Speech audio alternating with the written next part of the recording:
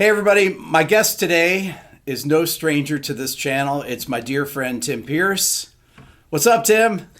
Hey Rick, how are you? Good morning. Good morning. I've had my coffee. I'm ready. Earlier for you, it's just in the afternoon here. Tim's in Los Angeles. I'm here in Atlanta. Tim and I talk all the time about things, but we've been on each other's channels multiple times, and it's always fascinating to talk to you, Tim. Thanks. You too. And we talk about so many things. It's hard for me to know what to ask you. How do you know what to play when somebody asks you to come play on a song? What is a studio player? Where's the handbook for studio musicians? What do you do? I'm gonna tell you what I do and what I did, but before I do that, I'm gonna start with the Wrecking Crew. So the original session musician in LA was kind of a jazz virtuoso who could show up in the studio and play simple pop music with, a certain amount of love to it. Like they were maybe a little bit, felt like they were like reaching down, but they had a great feel and a great tone, and they're going, this is fun and interesting, and the chart's so darn easy. Why not? We're going to get paid to play on these Beach Boys songs. Right. That was the original guy. And then there were great arrangers who would write out all the parts. They might have three guitar players sitting there. One guy would just be doing chinks. The other guy would be doing eighth notes. The other guy might be doing some really interesting symphonic part or whatever. A lot of it was written by a great arranger. And then some of it was improvised, where Carol Kay would come up with a bass line that was, we remember forever. Yep. She wouldn't exactly get credit for it, stuff like that.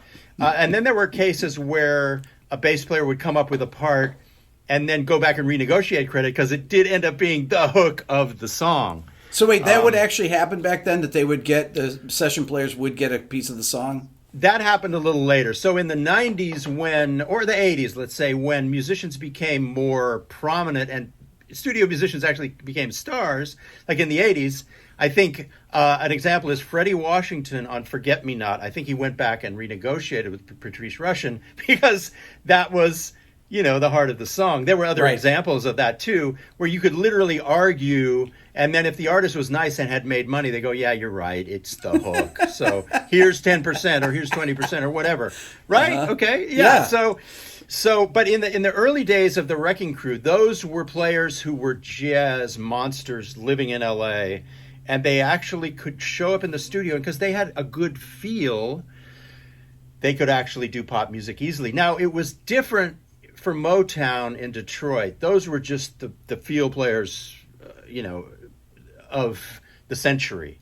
And those people had the feel already. They could play jazz, they could play anything, but that was a little different. Here in LA, it was guys who they could read anything, they could show up, and they were known for having a great feel, and maybe they had the temperament to where they wouldn't get mad or grumpy. They would, they would be enjoyable to spend the time with. When Phil Spector was acting out in the control room with a gun or whatever, they could actually hang loose and not freak out and sit and do the actual session, right? Okay, so that was then. Okay, so then in the 80s, when I moved here in 1980, it was different. There were superstars. It was basically Steve Lukather and Larry Carlton and all these guys that were jazz rock monsters. And it became more about rock, but you actually had to have all those other skills because there were still charts and there were sophisticated chords going down, like Gino Vanelli records, right? Yes. Oh, yeah. You had to be able. Vinny Caliuta knew how to read those charts. The people they hired knew how to read those charts.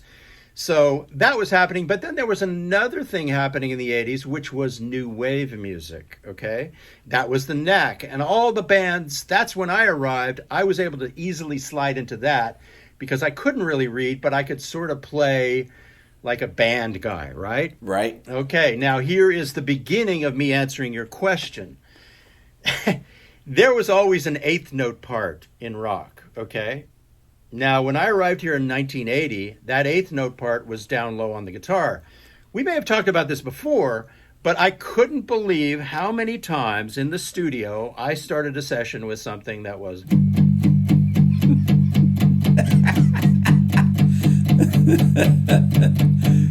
Okay? That was the heart of so many things. And I realized you actually had to do that well and reliably and with a good feel and a good tone. And it took me a few months to actually figure that out, maybe a few weeks. But in itself, doing that right for me when I moved to LA, because all I cared about was solos when I moved to LA. I didn't care about rhythm guitar that much. I just wanted to be whatever, Lukather or Larry Carlton or something. But the eighth note part in new wave music was down low. And so that was the beginning of, there have to be parts and sounds. And then there was the chorus part where you would go. That was a big one. You remember that one, right? Of course. Done it a million times. So then that was the upper part, the arpeggio that was chorused and sounded, clean and dirty at the same time. Yep. So I'll skip forward and wait, Tim. I want to say this here. Your ability, though, to play those eighth notes dead on and consistent was a big part of this. Well, it's even beyond that, though, because you have to play them with a certain amount of love, and there has to be a lilt and a pocket. So dead on consistent is true, but it also has to feel good. Yeah. And maybe that's what you're saying. Yeah, and because this is pre-Pro Tools. This is all on tape. Just because people don't realize that the Pro Tools thing didn't happen until 20 years ago. Right. And so it's a touch that allows, it's like a boom, boom, boom, boom, boom. It needs to have a lilt to it, a bounce. Bounce is the best word for pocket, I've ever heard. Has to have a bounce to it so that when you're playing with the drummer, it kind of, it bounces. It's like riding a horse or whatever. So, and there was then there was its cousin, which was the Survivor. Gallop. Exactly. So that was the part that existed down low. And then it became the power chord thing, where, it would be Poison and Quiet Riot, and it would be... So that had to feel good, too.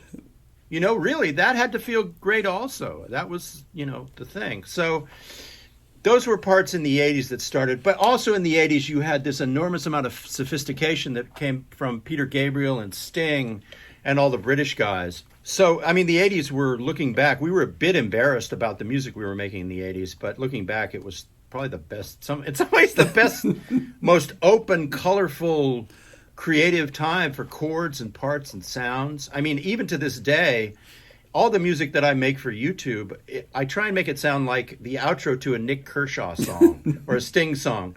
Yeah. My favorite music is the outro to songs from all these prior eras, where you hear the Atlanta rhythm section and, I'm so into you. And then you'd be you wish the outro was another 5 minutes because the guitar player would start playing.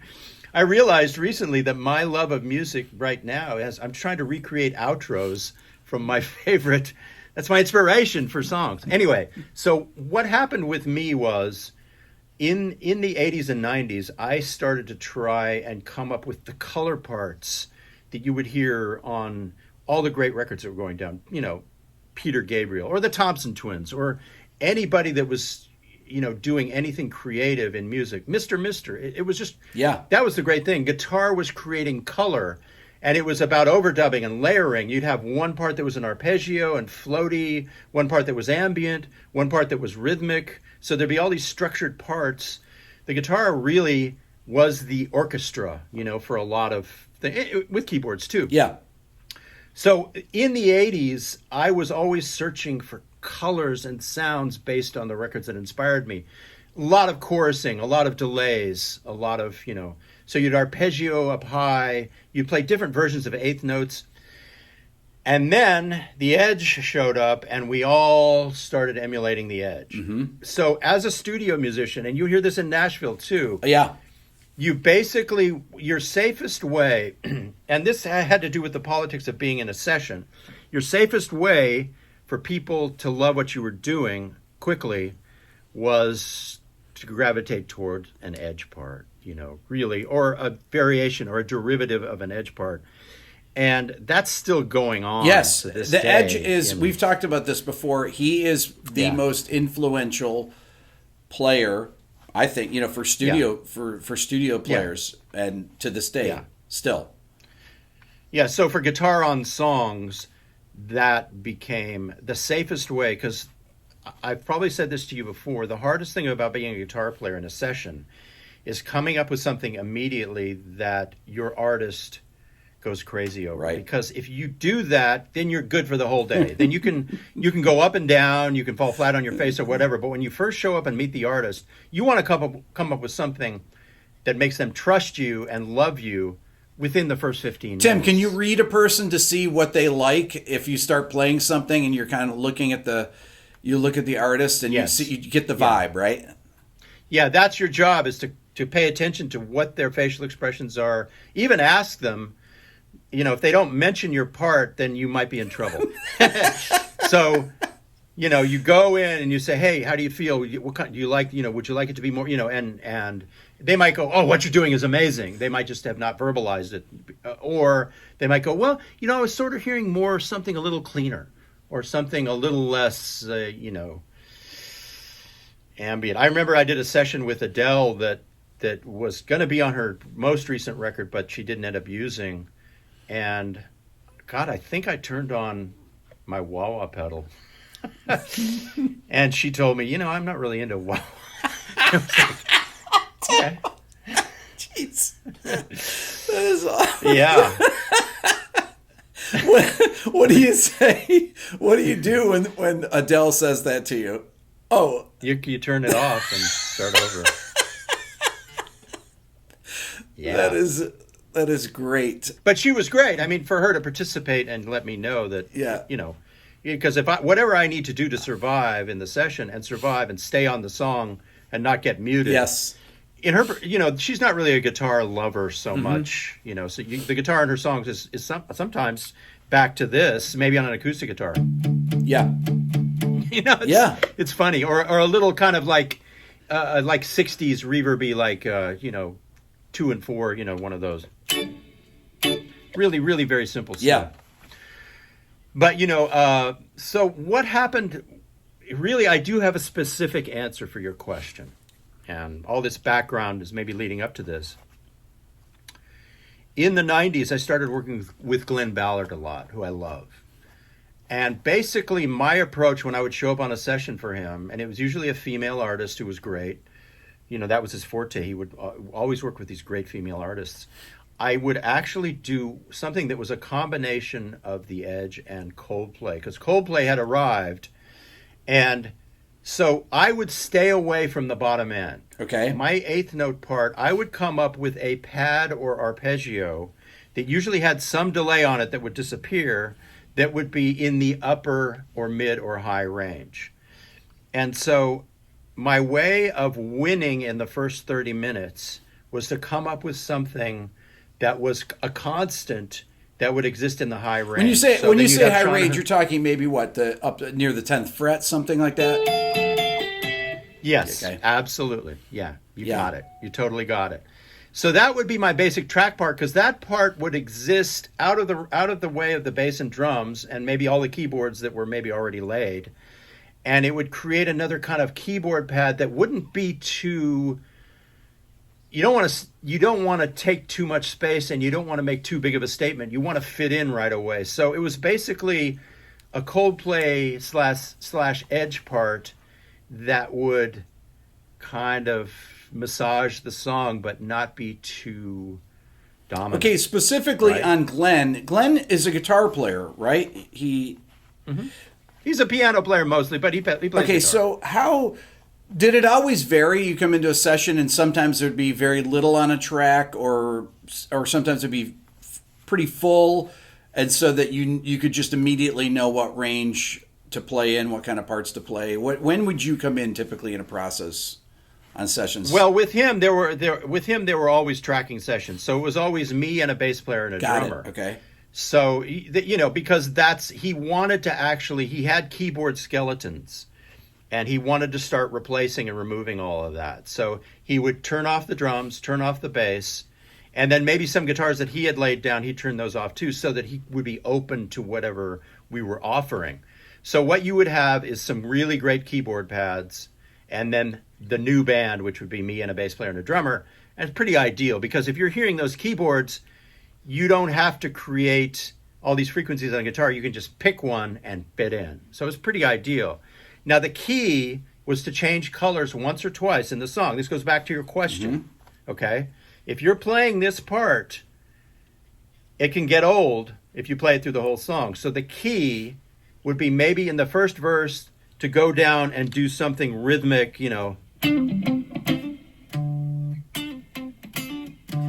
That's an example, but then you worry about, is this too 90s R&B? So maybe you should be down here doing something more like going back to the 80s thing. Maybe that works. Right. Just to change up so that when you do this primary part, it sounds fresh. So maybe in the verse, or maybe like a little like statement. Right.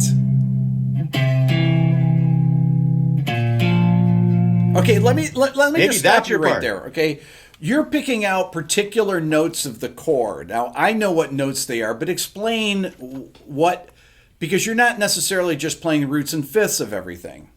No, the idea, and this goes back to something I'm very interested about talking to you about, is the spread triad thing.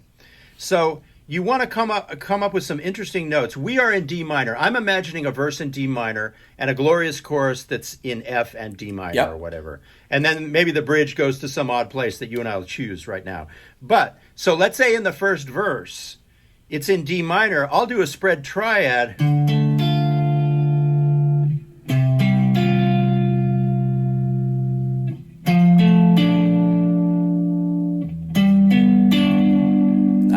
I'll try and find some notes that are actually, maybe those are the chord changes, but I'll try and find some of those spread triads that are unusual and surprising in hopes that I'm offering something, that's a little ear candy that we weren't expecting, and it fits in so well, and it's simple, but it actually is bending the tonality in a nice way, That's a little strong.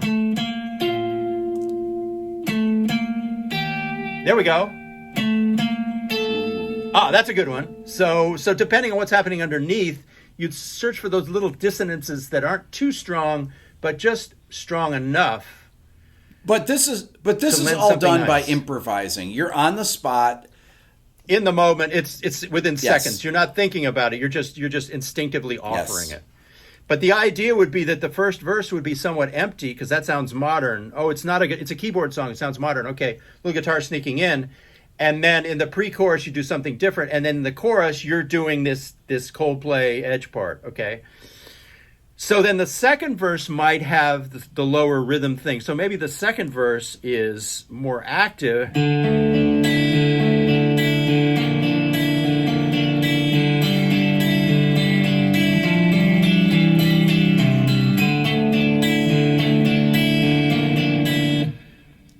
Not the greatest example or the most, but it's at least a different concept for the second verse that adds motion. So the first verse is a float. Okay.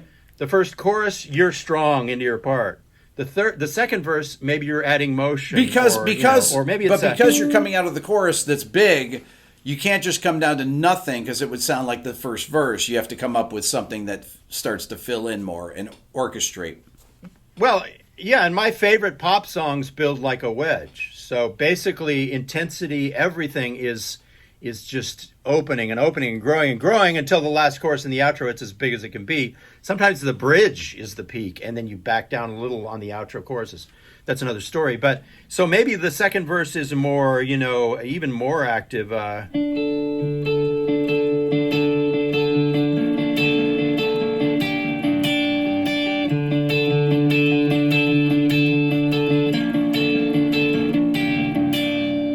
like that nice one.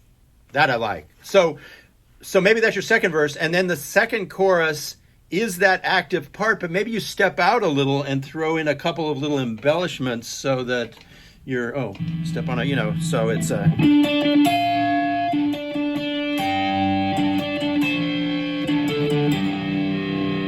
Maybe you do add a little complexity in the second chorus to your simple part, just so it's waking up. And Tim, wait, are these all in the same track or are these different parts? This is one your first track Yep. live. This is your first, hopefully, like as a guitar player, you're maybe not going to get it on the first take, but by the third take, when the bass player and drummer are they're nailing it by the third take. It's just a universe. Yeah. They're quick, The guys we work with are super quick. So the bass player, drummer.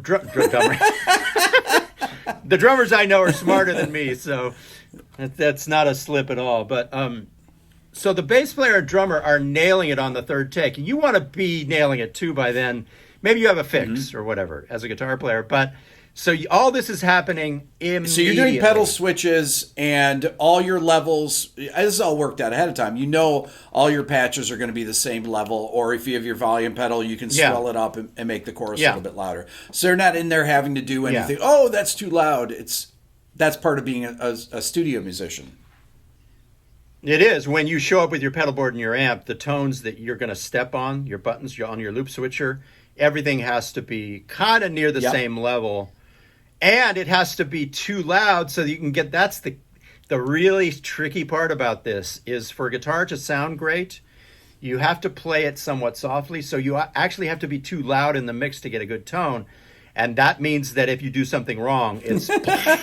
So that takes years sometimes to know how to never... Because you need that headroom in order to get great tones.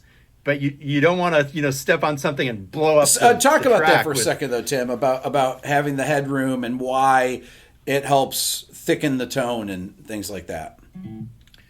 Well, the best guitar tones come from being really loud and playing really softly. So if I'm spiking,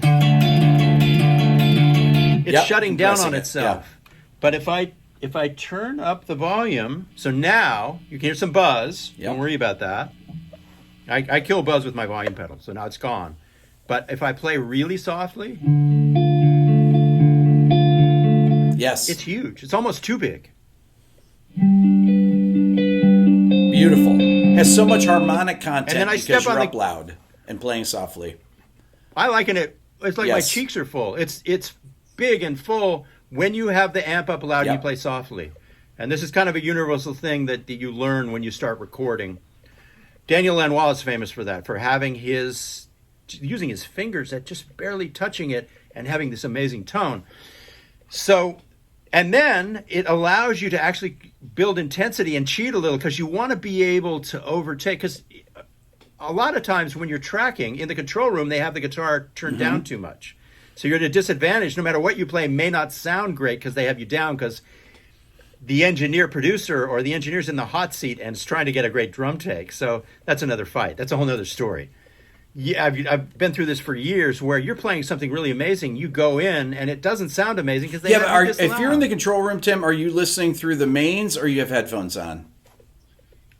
I'm talking about after you get the take on the floor and you walk in and listen back. So that's I'm not talking about the overdubs that happen afterwards.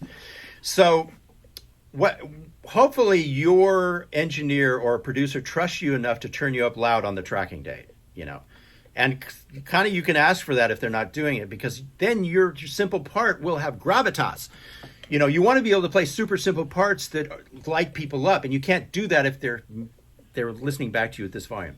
That's a whole nother fight. I mean, there's multiple things you have to pay attention to, to keep everybody happy with your guitar part, and that's one of them. So anyway, this dynamic range allows you to step on the gas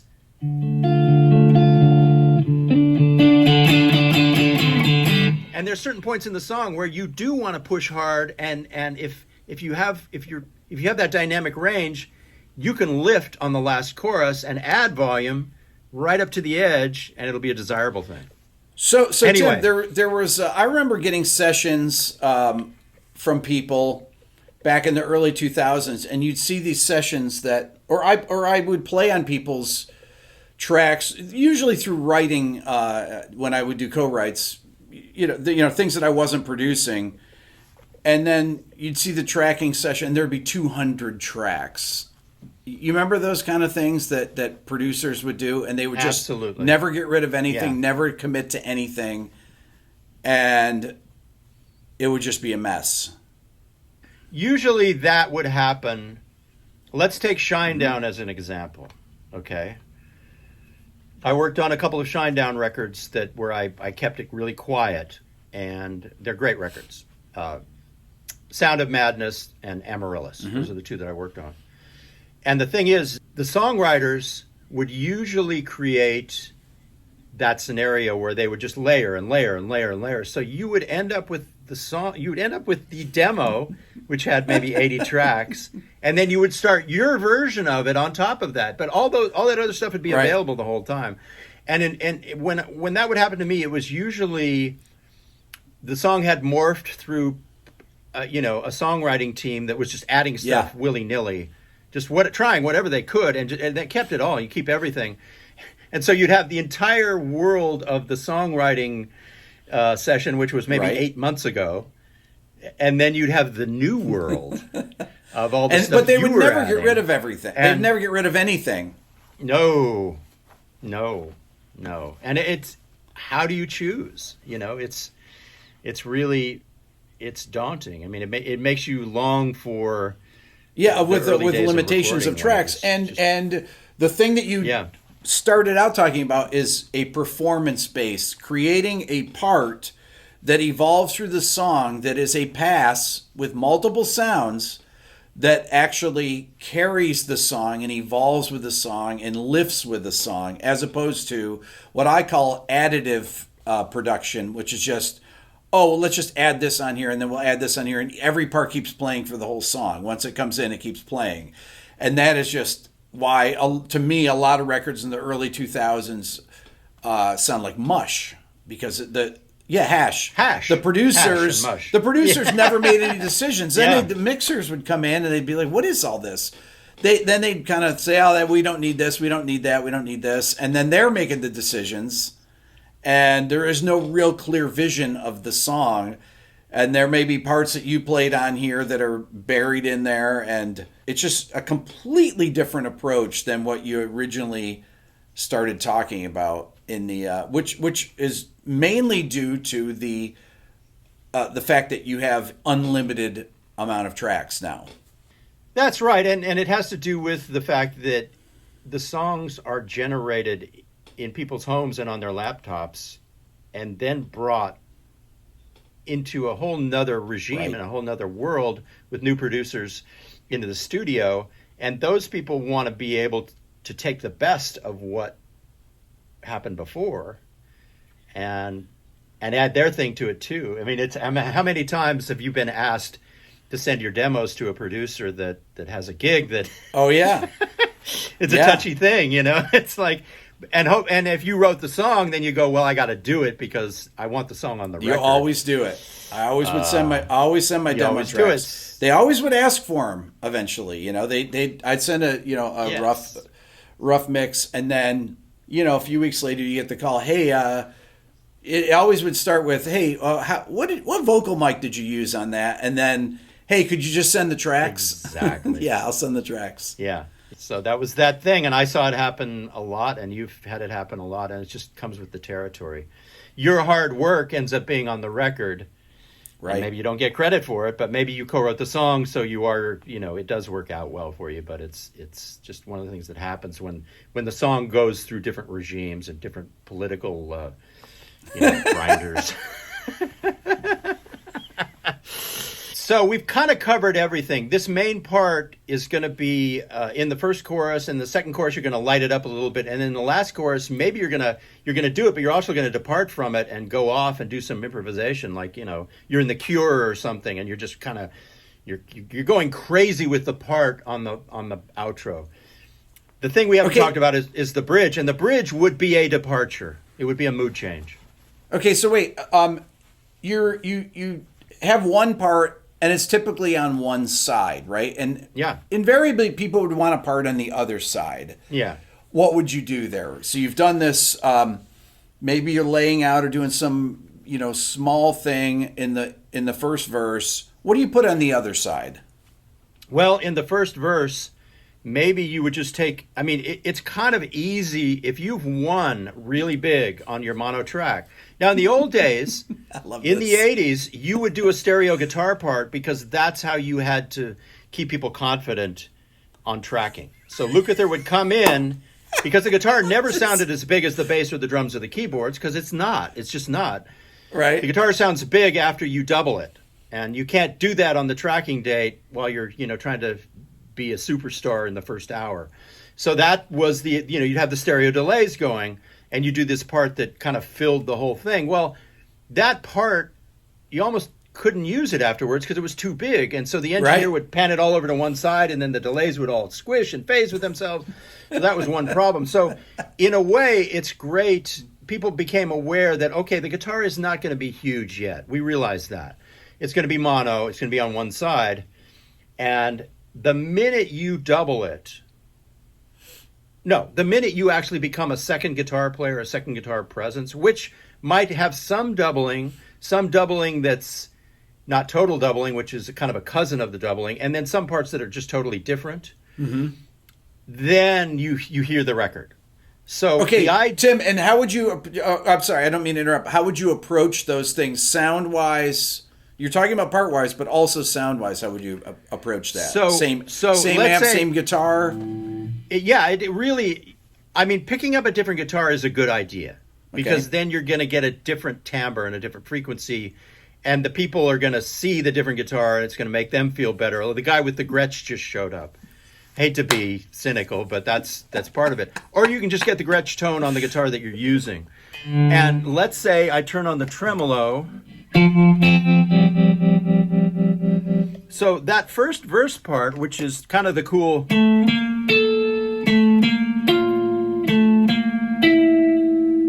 Once again, that's too strong. I like... Who knows? So along with that, I go... Beautiful.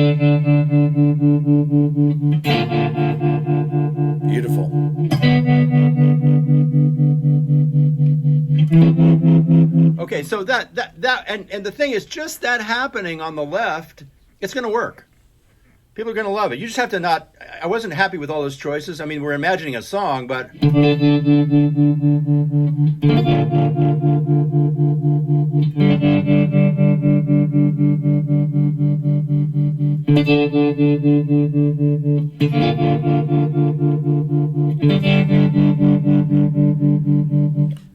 That against this...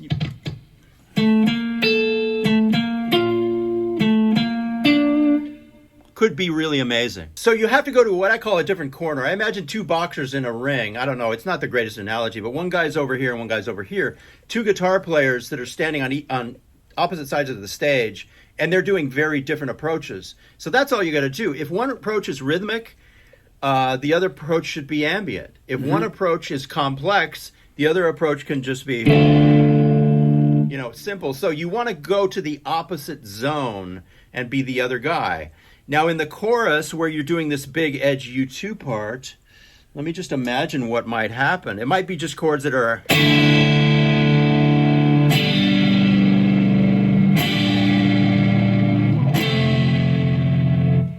Yeah, so just big, grand, blah, blah, and that might make it'll light up the other part.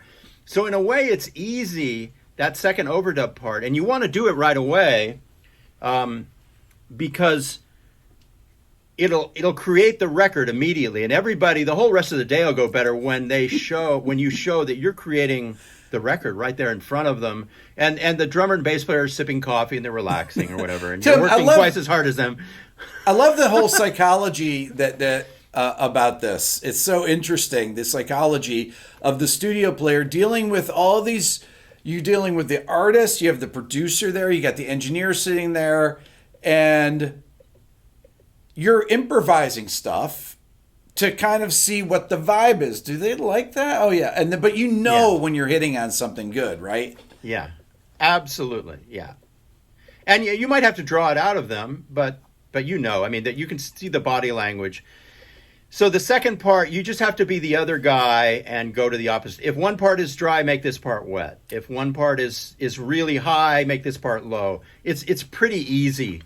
It's opposites that happen right next to each other. I always love that. If the other part is loud, make this part soft.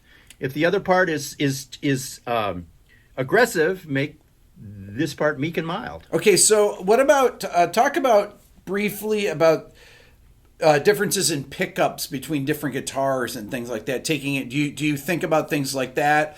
Oh, I used a humbucker on one side. I'm going to use a single coil on the other side, or I might use a telly, or will you typically use the same guitar but maybe with a different pickup, with a pickup selector? How do you typically do things like that? Ideally, it would be good to switch guitars. Okay. But the problem I have with Fender with single coil pickups is generally if you've cut apart with a humbucker or a P90 and it's big and fat. Yeah. And you pick up your Strat or your Telly, often for me it's a little thin and plinky and there's too much transient. So it always seemed better for me to try and get a Fender sound from a P90 or get a Fender-like sound from a humbucker, because then you still have that size and thickness. Now, that's just me. Yeah. There's lots of players who are really gifted that can pick up a Telly and fatten it right away somehow. Maybe you take your, this guy with your Telly and you do that, and, well, you do that. I'll exaggerate it. And that makes your Telly fat. And so that's the only thing. Sometimes it's better to stick with the same guitar simply by the fact that if you take the few minutes it takes to put down the guitar, pick up the other one, and tune it and get the sound right, which may not be quite right, you always have to measure it against this crisis of confidence or momentum. So if you're taking a minute or two too long, people start to get a little... Okay, what's going on? What's happening? Why is it not amazing right now? Why are we not feeling amazing right now? Crisis of confidence. That is great. That's a book right there. Tim, what about solos back then? When did you stop being asked to play solos on records? What year? Well, it really happened when Kurt Cobain and Nirvana showed up. That's when it happened. Okay. And then it started to creep back in at times in different situations. Maybe 7 or 8 years later, it would come back a little bit. And then by the time the early 2000s hit, you could actually do it some of the time. But the big career ender and solo ender was Nirvana, and it happened all at once. Even though Nirvana had guitar solos in all their songs, and all the grunge bands had guitar solos. But for those of us doing sessions, that's really kind of when it ended. Okay, the period of the kind of the generation of session guys before you, Larry Carlton, for example, the guys that would come in and it would be really, they would play rhythm, but they would come in, they would be hired because of being a soloist. Those days really ended in the early 80s even? No, I think they ended it probably. I mean, Michael Landau and Dan Huff still were, really, really strong choices all the way up into the early 90s. You'd have to check a calendar to make sure I'm accurate with this. But Larry Carlton still had to have monster rhythm and reading skills up to a certain point.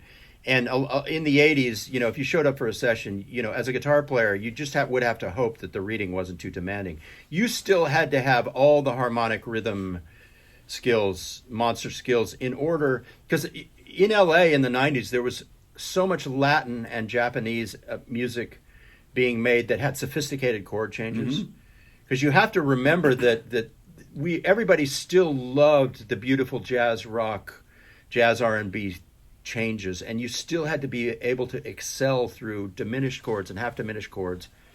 I mean, I can't tell you how big the Latin music thing here was. I mean, Sunset Sound, every studio in LA all through the 90s had Latin pop sessions going on. And there was sophisticated chording that it took me that whole decade to learn how to do it, really.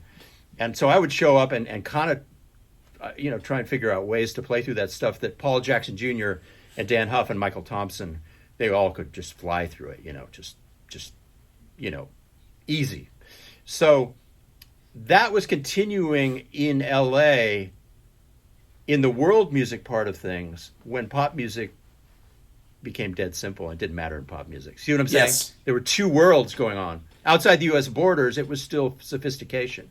Italy, just pure, even Italy all the way up to now even was sophisticated chords, beautiful changes. Interesting. Wow. So it was just American pop where it got, it became 1 6 minor 5 4 1 6 minor 1 4 5 4 1 6 minor 5. Okay, let me ask you about that particular thing, Tim. When you have song after song after song that you're asked to play over those same 4 chords, do you ever just feel, oh my God, what am I going to do? This stuff has been done to death. What do you do as a guitar player, Well, for me, it was just zoning into the artist who might have been 18 or 23 and finding out which band she liked the most, because it was very few male artists. If you were a male artist, you had to form a band and go that route. But if you were working with a singer-songwriter, it was usually a female artist. And really getting inside her and finding out if Tori Amos was her favorite record or whoever she wanted you to be, her guitar dream to be. And so, because it wasn't going to come from the chord changes, you just had to find out what kind of seasoning you were going to put over it. And it was in some ways more of a challenge. In some ways, the survival of the fittest at that point was the person that could actually accept that and realize that every song was going to have those chord changes, and you had to actually dig deep into the psychology, the emotional, So you had to, this is interesting because you really had to be up on contemporary music, even stuff that you didn't play on, to even know the references that they would be, you'd have to know who Tori Amos was at the time, or Sarah McLachlan, or whoever it was. You'd have to know their records and know what kind of parts were played on those. Yeah, yeah. Sigur Rós, or is that Sigur Rós? Sigur Rós, yeah. There was one situation where it was with Glen, an Italian artist, Elisa, who's amazing. She's huge. Our buddies tour with her.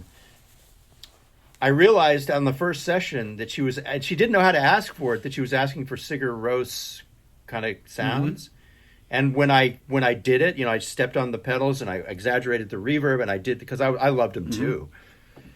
It was like she just died and went to heaven right in front of me. That's a perfect example. So then you're kind of grandfathered into who you're supposed to be on the entire record. Right. So it was awesome. And the chord changes don't matter if you're doing sounds. It's like then it becomes just this new kind of journey with those same chords. It never really bothered me that much. I think in Nashville it's harder because there's so much of a formula. Yes. When you play those chords, it's it's like, oh, this again. But in LA, in the world music thing, those chords might be there, but you were allowed to create new kind of sounds over those chords. I have one more question for you here. If I said to you, Tim, pick any decade to be a session guitar player, would you rather have started 10 years before, 20 years before, or right when you did? My timing was perfect for me because I don't have schooling and I don't have a lot of the abilities that most of the guys I showed up in rooms with were 100 times more educated than I was in all forms of music. So it was kind of perfect for me. What happened is in the 80s, it was on-the-job training, and I would end up being a fish out of water some of the time, but people would go, oh, he doesn't have the skill to play through a minor 7 flat 5, but we love him so much, we'll let him figure it out in front of us. And that would happen to me a lot. I would apologize. Like one guy in particular, I would do all these Brazilian records for my friend Mugi Canazio, who's won tons of Grammys. And I'd be there apologizing. I'm sorry, I'm not getting this. I need it again. I'd be overdubbing or whatever. It's fine. Because he liked the heart and soul that I put into stuff. So all through the 80s, I was learning how to do what Paul Jackson and Mike Landau did instinctively without even worrying about it. And then in the 90s, when Nirvana showed up, I was the guy who could sound like the guy in the band. So my career jumped. So then it was really a lot of the sessions I did became record sessions for artists who were doing simple music. It all got so simple at that point. But at the same time, I was still doing Latin records where I had to sound like Mike Landau. So I was still doing on-the-job training on these beautiful, Latin artists, and Luis Miguel and all these people. So I actually was getting better at that. And by the end of the 90s, I could actually do it pretty well. I had skills over complex chords. So my timing was perfect then. And then in the early 2000s, it became about all the American Idol and all that stuff. and it was pop rock records and pop records, Howard Benson, all that stuff. It was simple music. So it became a combination of rock and programming. So my timing was perfect for my particular lack of education. It was perfect. Okay, so for those of you that don't follow Tim's channel, I'm sure most of you do follow it, but if you don't, follow Tim. I'll have the description, or I'll have the link in the description below. And Tim, as always, it's always enlightening and hilarious talking with you. Thank you. Likewise. It's a pleasure. Please subscribe here to my Everything Music YouTube channel. If you're interested in the Beato book, go to my website at www.rickbeato.com. The new Beato book 4.0 is out. Check it out. Check out the new Beato ear training program. If you go to beatoeartraining.com, watch the introduction video. And if you want to support the channel even more, think about becoming a member of the Beato Club. Thank you so much for watching.